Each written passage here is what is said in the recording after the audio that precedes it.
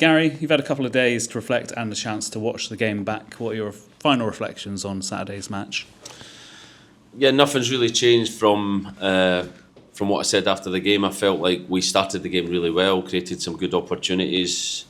I think Josh's, Millie had some good actions down the left.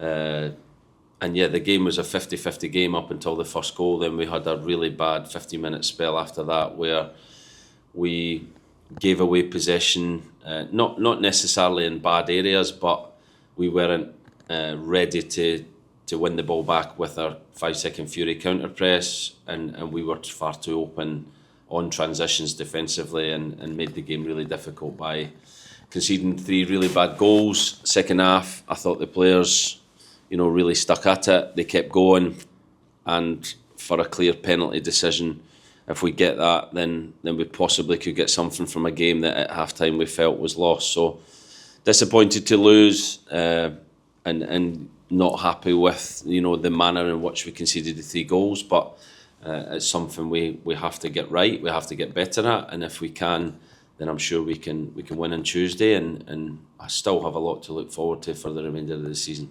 Positive that came from Saturday was that Millie Ali moved into double figures for the season, and if you look at his games to goals ratio since he's been here, it's been quite an impressive step up for him from National League.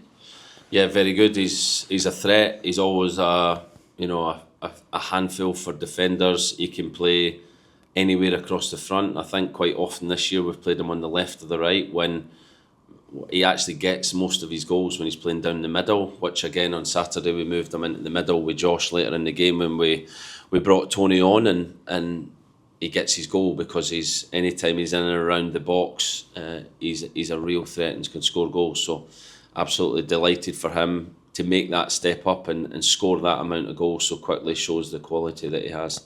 We face Leyton Orient tomorrow. They come to us in fantastic form, but it's important that we kind of ignore that noise and just treat it as the next opposition, isn't it? Yeah, every League One game is difficult. There is no game harder or easier than the other. You have to be 100% prepared, focused, and ready for that challenge. And we will be come 7:45 tomorrow night. Training today is obviously we might be swimming rather than playing football, but we will do the best we can to get the best preparation to be ready to win tomorrow night. We were victors at Leyton Orient earlier in the season, but I think it feels like we're probably playing a very different side tomorrow night in the way that they're performing now. Yeah, but it's a similar side in how they play. I felt like even that night they played very well, and they'll probably feel they should have got something from the game. We were in a really good moment defensively, keeping a lot of clean sheets, and the clean sheet got us the win that night. So I think that is probably the key to our performances, being more resilient, having a better foundation defensively to give us a chance to win. I think there's only been the Birmingham game recently where we haven't managed to score, but we have been scoring goals, and that's something that I think when we score goals, then the defensive solidity of our team, our possession game, needs to be better to then control that.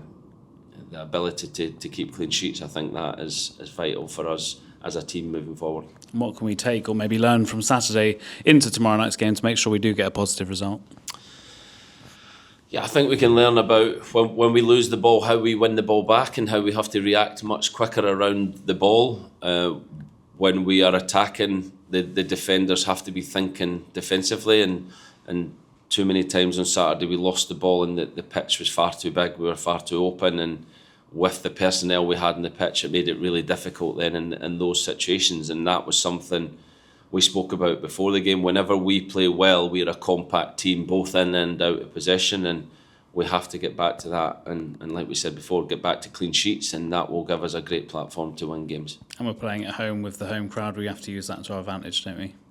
Definite, yeah. They were brilliant on Saturday. The boos were justified at half time for where we were in the game, but they stayed with us the whole second half, and at the end of the game they showed their appreciation for the players and the effort they put in second half. So we always need the SJP crowd to get behind the team. It is a huge advantage for us, and we need them again on Tuesday. When you look at recent form, that's 6 matches in the league that we haven't won in. Is that an area of concern for you, or is it very much a case of just getting that consistency back and the results will come?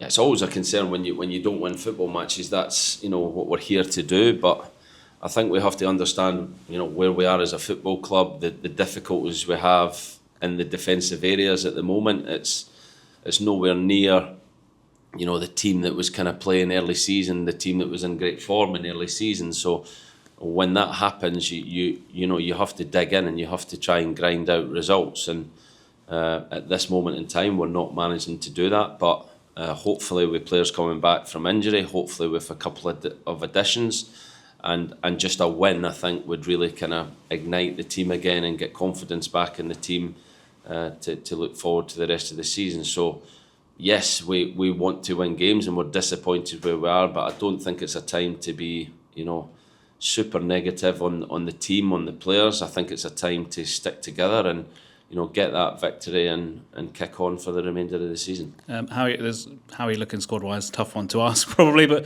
do you think Jack Fitzpatrick went off with a suspected hamstring injury on Saturday? Fitz is getting a scan today on a hamstring. Kev McDonald felt his hamstring. I think that's it from Saturday. Hopefully Caleb back.